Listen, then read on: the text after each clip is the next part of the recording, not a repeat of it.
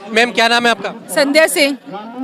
मैं भारत तिब्बत समन्वय संघ की राष्ट्रीय महामंत्री हूँ। लिखा हुआ है किरण नेगी को लेकर 11 साल बाद भी इंसाफ नहीं मिला है। दिल्ली के बेटे यानी मुख्यमंत्री यानी केजरीवाल से आप लोगों की गुहार है, क्या कहेंगे? देरी कहाँ हो रही है, दिक्कत कहाँ आ रही है? देरी ये हो रही है कि अगर मुख्यमंत्री की बेटी होती तो शायद सजा हो जाती। अगर किसी स्टार की बेटी होती तो सजा हो जाती। पर क्या है ना, गरीबों का, जो मध्यम वर्गीय जो लोग हैं, उनका कोई सहारा नहीं है, उनकी आवाज़ सुनी नहीं जाती है। हमारी सरकार से यही डिमांड है किरण नेगी के गुनहगारों को क्यों छोड़ा गया, उसके गुनहगारों को फांसी की सज़ा होनी चाहिए और कड़ी से कड़ी सज़ा ऐसी होनी चाहिए कि जो बाकी के लोग देखें जो इस तरह के गुनाह करते हैं कि उनकी वो डर जाए और वो आगे से लड़कियों को इस तरह से ना करें। आप लोग किससे मांग कर रहे हैं कि किस सरकार से मांग कर रहे हैं कि उसको सजा मिलनी चाहिए? हमारी मांग तो भारत सरकार से ही है और हमारी दिल्ली में तो हमारी सरकार अभी केजरीवाल जी की है, आम आदमी पार्टी की। इनको ध्यान देना चाहिए, इनको भी इस सपोर्ट में आना चाहिए अगर वो चाहते हैं कि दिल्ली में इस तरह। क्यों नहीं आ रहे सपोर्ट में, क्या वजह मानती हैं आप? क्योंकि इस मैटर को वो ज़्यादा सीरियस नहीं ले रहे हैं। क्योंकि बताया ना मैंने कि ये अगर उनकी बेटी होती, मुख्यमंत्री की बेटी होती, तो जरूर आवाज़ उठाई जाती। मैम आप क्या कहेंगी? 11 साल हो गए किरण नेगी को इंसाफ नहीं मिल रहा। इसका सबसे पहला कारण तो जो भारत के नियम कानून है वो अंग्रेजों के टाइम से चल रहे हैं, तो लंबा प्रोसेस है। दूसरा, जो राजनीति पार्टी है, दिल्ली देखिए भारत की राजधानी है और यहाँ पर आप आदमी पार्टी की सरकार है और इतने सालों से है, उसके बावजूद भी, और जबकि वो लोग कहते हैं कि हम महिलाओं की सुरक्षा के लिए सीसीटीवी कैमरे लगवा रहे हैं, ये लगवा रहे हैं, लेकिन कभी भी दिल्ली में कुछ भी ऐसा कांड होता है तो उसका इमीडिएटली कभी कोई रिजल्ट नहीं आता है।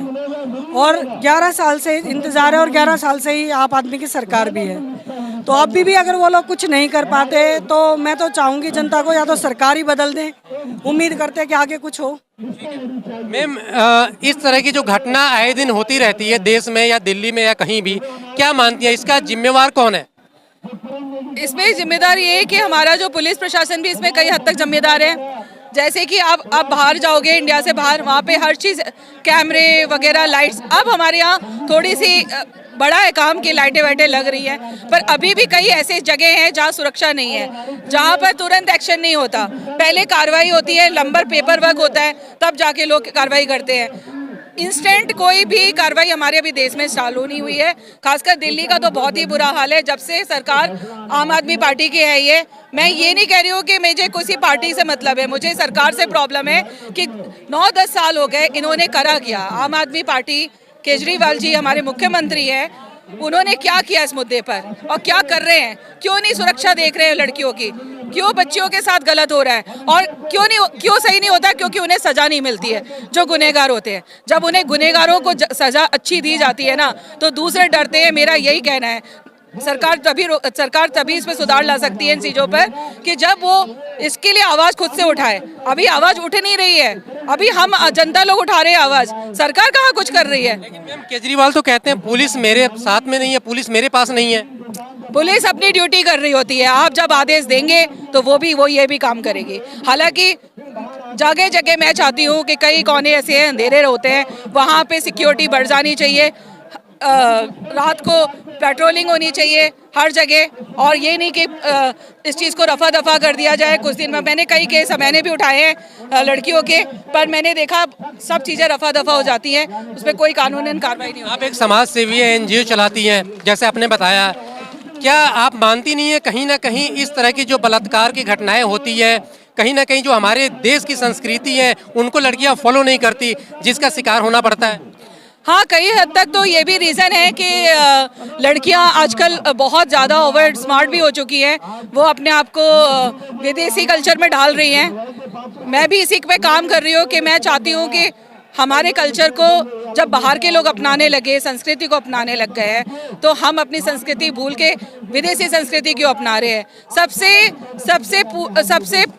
प्योरिटी वाली संस्कृति ये हमारी है, हिंदू धर्म हमारे यहाँ पे जो भी धर्म के लोग हैं, कपड़े का पहनावा सब चीज़ें मैटर करती है। मैं मानती हूँ कि आज की लड़कियाँ ये सब चीज़ें नहीं देखती हैं, कुछ भी पहन के बाहर निकल रही होती है, कुछ भी कर रही होती है।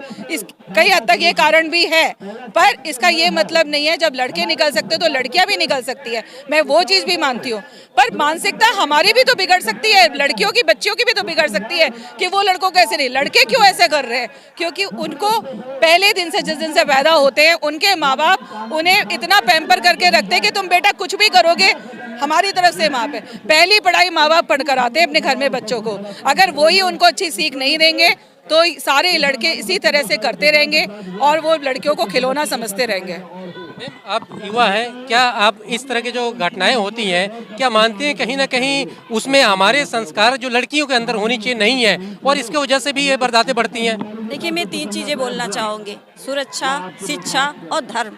ये तीनों को पकड़ के चलना बहुत ज़रूरी है आज के समय में, क्योंकि सुरक्षा, लड़कियां बाहर जाती है तो हर लड़की तो खराब नहीं होती। जैसे 1 तारीख को 1 जनवरी को जो हादसा हुआ था, वो लड़की अपने पूरे परिवार को चलाने वाली थी, सब जानते हैं, वो अपना काम करके आ रही थी। तो इस जगह सुरक्षा कहीं ना कहीं मायने रखता है कि वहाँ पेट्रोलिंग नहीं हो रहा था। मैं भी एक लेडीज़ हूँ, मैं भी काम करती हूँ, रात को 10 बजे 11 बजे घर को जाना होता है, तो जगह पेट्रोलिंग होना बहुत ज़रूरी है लड़कियों के लिए। शिक्षा, इसलिए जैसे कि शिक्षा एक बार में सब चीज़ खत्म नहीं हो जाता है, पहले शिक्षा स्कूली स्तर से भी देना पड़ेगा कि बच्चों को सिखाया जाए, लड़की लड़कों में जो भेद है उसको खत्म करके एक भाईचारा और ये सब सिखाया जाए।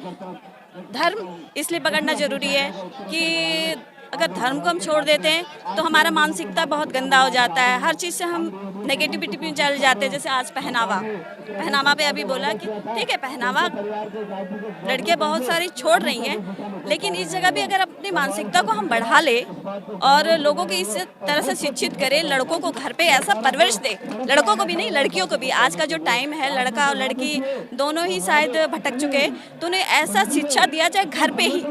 इसलिए नारियों को भी शिक्षित करना बहुत ज़रूरी है, क्योंकि अगर हम एक नारी को शिक्षित करते हैं तो हमारा पूरा घर शिक्षित होता है। तो जो एक लड़की को एक कार से घसीटते हुए कई किलोमीटर लेके गए थे, वो रात की बात थी, काफ़ी रात हो गई थी। अगर हम कहते हैं कि इतनी रात को लड़कियां क्यों बाहर निकलती है, तो आज़ादी पे बात आती है कहीं ना कहीं। इस जगह जो आप बोल रहे हो आज़ादी, वो लड़की मैंने न्यूज़ में पढ़ा कि वो काम करके आ रही थी, वो अपने घर को, एक लौती लड़की थी जो अपने घर को चला रही थी, तो वो तो उसका कमजोरी था ना।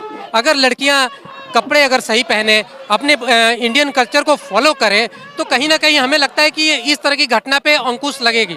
आप क्या कहेंगे?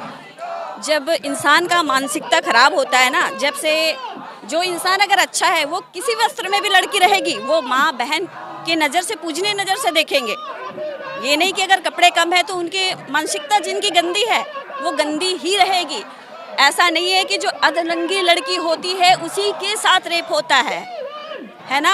और ये भी नहीं है कि आज जैसे लेडीज सुरक्षित अपने घर में भी नहीं है, क्योंकि मानसिकता खराब हो चुका है। क्या नाम है आपका? जी, साधना चौधरी, यमुना विहार से हूँ अभी, यमुना विहार। हाँ जी। तो आपने यहाँ पे देखा है, यहाँ पे मैं दिखाना चाहूँगा किरण नेगी, अंकिता भंडारी, इनकी न्याय को लेकर यहाँ पे जो है एमएसपी पार्टी, मातृभूमि सेवा पार्टी यहाँ पे एक अनासित कालीन धरना का आयोजन की हुई है। यहाँ पे देख सकते हैं, यहाँ पे श्रद्धांजलि सभा का भी आयोजन किया गया है और तमाम यहाँ पे जो है एमएसपी के कार्यकर्ता यहाँ पे मौजूद हैं और किरण नेगी और अंकिता भंडारी के लिए न्याय की मांग कर रहे हैं।